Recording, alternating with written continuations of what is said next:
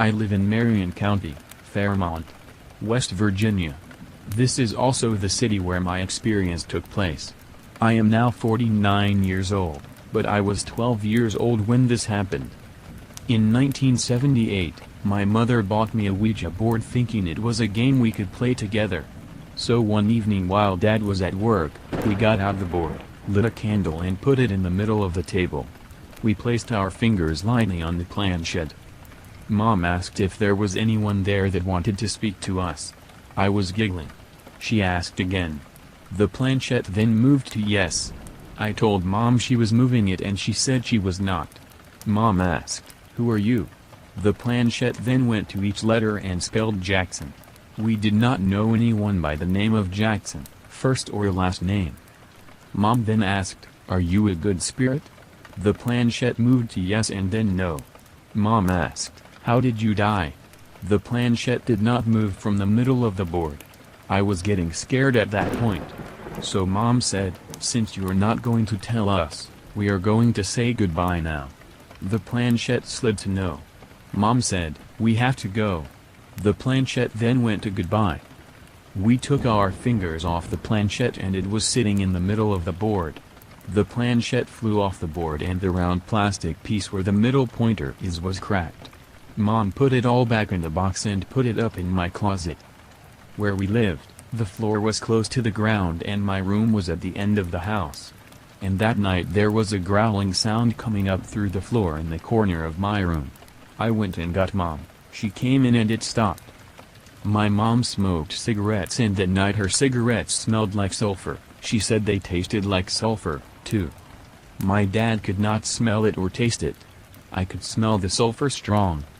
3 nights later, the growling started up in the same corner of my room. I again went and got Mom. Dad was home and Mom told him to get the flashlight and go out and look. While the growling was happening, Dad come in and said that nothing was under there. My mom proceeded to yell at it and tell it to stop. It got louder and sounded more like a guttural growl like it was going to come through the floor after my mom. It finally stopped that night. The next morning my mom felt sick. We took her temperature and it was 102 degrees. Dad took her to the hospital and they admitted her. She was diagnosed as having an infection clear through her whole body.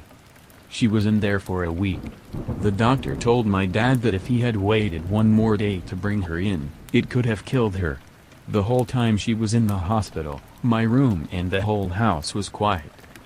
Mom and I truly believe the spirit of Jackson died from having an infection in his blood and was never treated for it and died from it. That is my first and last experience with a Ouija board. My dad threw it away at the dump yard. I warn others now about the dangers of having and using a Ouija board. Once, right after my ex had lost his friend in an airplane accident, we took the Ouija board out to use it. She was very present. She was very scared and alone and desperate for communication. We stopped using it and immediately I felt this presence in the corner of the room. I closed my eyes to take a deep breath.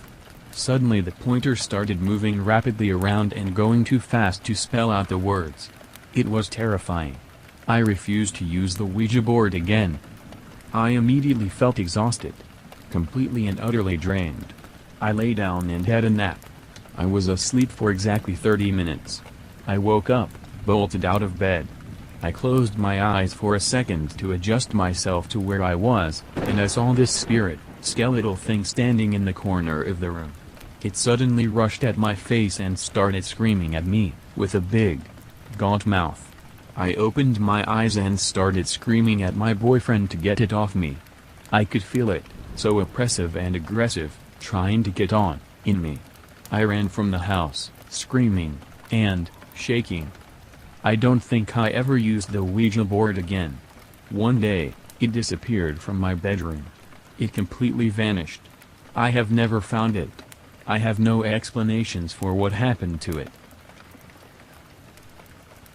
This incident occurred about 13 years ago when I was 15 in a city near Perth, Western Australia. At the time, several strange things were happening, which I believed had to do with the seance my friend and I had played around with. Nothing much exciting happened during the seance, and to be honest I thought my friend was pushing the glass and never thought much of it, until I began waking up at 3:15 a.m. every morning with a genuine sensation of total terror. I would lie awake in my bed with the covers over my head as I had a strange sensation of being watched and was afraid of what was in my room with me. I would lie there like that until the sun came up. I was always terrified of looking in a certain direction, and upon inspection I found the glass which had been used in the seance. This took me by surprise as the glass had been disposed of, so I was certain that the glass was the reason for my sleepless nights. I once again disposed of the glass, however, I kept experiencing the same feelings, and once again upon inspection came across the same glass that I had already thrown in the garbage twice. This time I was determined to get rid of it, so I took it outside and smashed it on the ground. I continued waking at 3:15 a.m. to the minute every night without fail, and I started seeing strange, dark shadows. The shadows started as perfect black balls, which would circle my room, then seemed to disappear through my window. I put this off to paranoia and lack of sleep and simply tried to ignore it and go back to sleep, still with my head under the covers. Other people started noticing the shadow, too, and at normal waking hours, saying that the end of the house where my room was seemed a bit creepy. Gradually, the shadows seemed to get bigger, but I continued to ignore them. Until one night, the family dog woke me, again at 3:15 a.m. He was sitting next to my bed and he was making a crying sound. I figured the dog needed to go out, so got up and let him outside.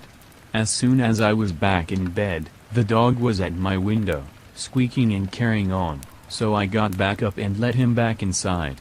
The dog followed me to my room and once again sat by my bed whimpering. I then took him back outside, and even though he sat at my window still crying, I made him stay out there for a bit, because I didn't want him coming back in and waking me up. I eventually gave in and let the dog back inside. The bathroom light was on, letting light flood the hallway as I walked back to my room, where the dog started growling. I moved closer to the bathroom door so the dog could see it was me, as I was worried he was growling at my shadow. I called him up to me as he was still growling and said, "Hey, it's only me. Come here." "What's the matter?"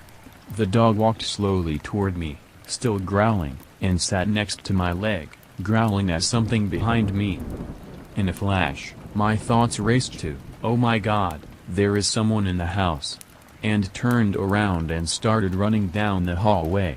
What I saw was something that has never left my mind and something no one has ever believed when I have told them. I saw what seemed like a huge bird. It had huge outstretched wings that would have touched the roof and almost the floor. Its body ended where the wings did and neither seemed to touch the ground. As it followed me down the hallway, the wings stayed outstretched and it seemed to glide as it moved. I did notice a small head in between the wings, but no features that I recall, and the head seemed hooded rather than round and connected to the body without a neck. The creature seemed more shadow-like than of flesh, and as much I have tried to put it down to my own shadow, I am certain that what I experienced and saw was real and could have in no way been my own shadow.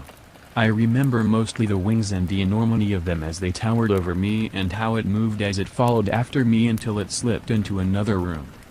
I am not sure what happened to it after this, but my sister, who was older and didn't believe in anything paranormal, had some strange experiences involving a black shadow and some kind of sleep paralysis, where she was surrounded by a bunch of people laughing at her as the black shadow circled over top.